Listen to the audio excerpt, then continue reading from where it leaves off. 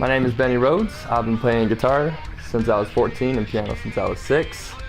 Obviously, I like it a little bit, and I intend to be playing for the rest of my life. Why I got into guitar was, you know, every kid is like, let's start a band. So then you start a band and you start playing on Tupperware and you start pretending you have a guitar. Every kid does that. I was one of those kids who would bang on the pots and pans. And then I had a friend, Chance, who was like, let's start a band. I'm like, okay, we'll start a band. And he sat up and he's like, no, let's actually do it. Let's actually start a band. And we're 13 years old. But I'm like, okay, let's do it. I'll start taking guitar lessons. That year, I talked to my mom and I started to start guitar lessons, and I dropped piano. And I really wish I didn't. But I continued to play piano on my own, just writing my own stuff while I took guitar lessons. Didn't like guitar lessons, started to teach myself. My sister Sarah actually got me into it.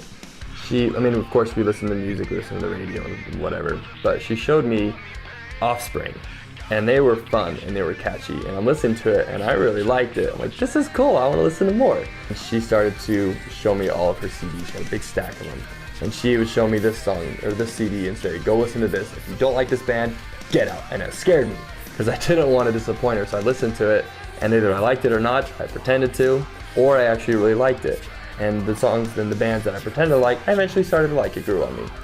She would say, okay, here's another CD. You better like it, or you're going to get out. And then she would always quiz me in the car. Who is this?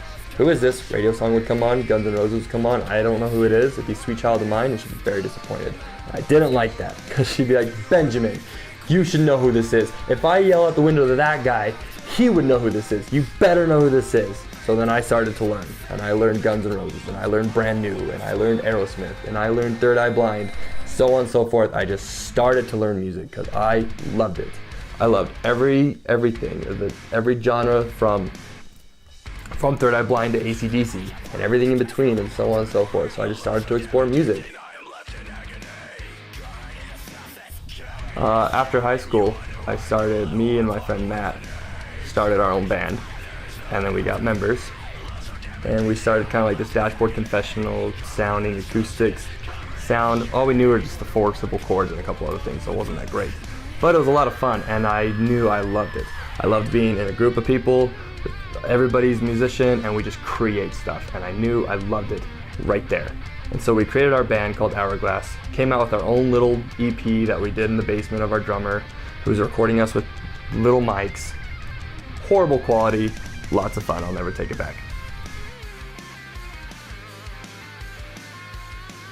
So before Ash of August started, when we were still playing in a band called Moment of Glory, we had a lead singer named Kit. She was great, she had some pipes. In August, we're like, you know what? She just got married, and we could tell she was kind of, it's not so much in the band anymore. So like, let's just find something new. So we told her, and she was super cool about it, and she left the band.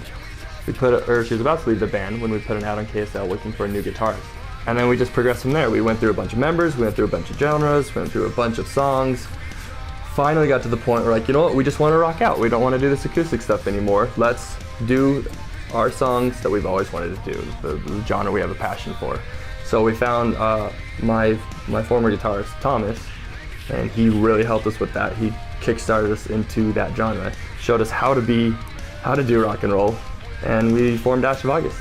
And that was one of the greatest experiences of my life.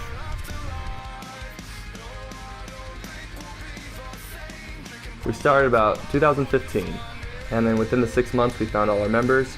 We created songs, we made an EP, we were on the radio. We just started, and we played shows, and it was amazing. It was a lot of fun.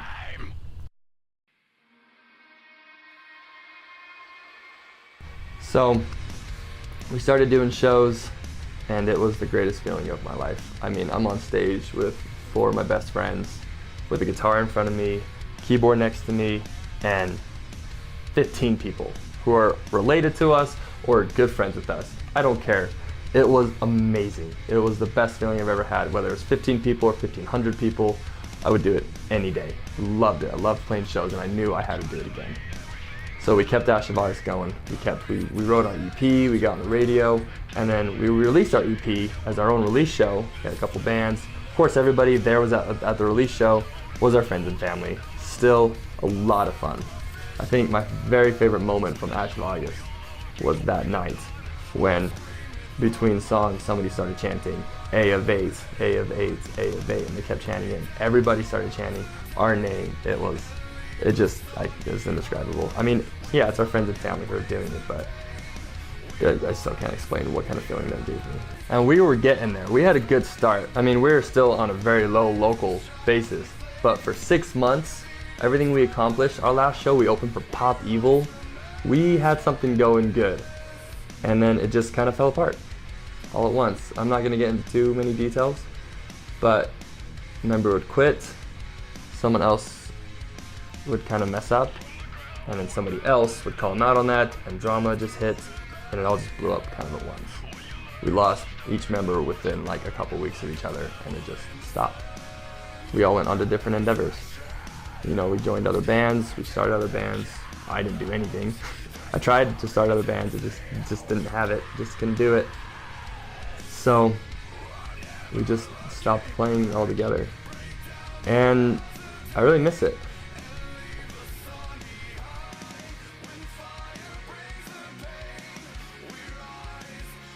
So we created the song Rise from Ashes as kind of a tribute to all the bands that we used to be in. We used lyrics and band names that me and Matt used to be in, and then a bunch of band names that Simi used to be in, and incorporated those lyrics to kind of just a little pathway to show from where we came from to the chorus to where we've been now, where we rise from the ashes and we started Ash of August.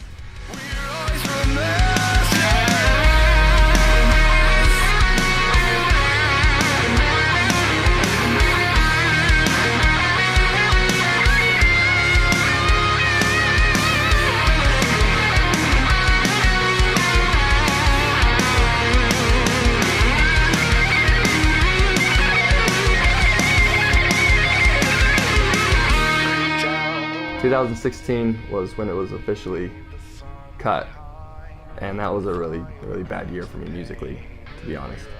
I just lost motivation. It was a very discouraging year. Once I lost Ash of August, I didn't know what to do. I didn't know. That was my ticket to making it as a musician. That was it, and it was gone. So I just stopped. I've got a couple of secret projects coming out here soon that I'm really excited about. A couple different things, a couple different genres. I get to play with my keyboard a lot more, back to the acoustic, a lot more of electric, MIDI keyboards coming out. I'm excited. This is going to be a good year for me musically.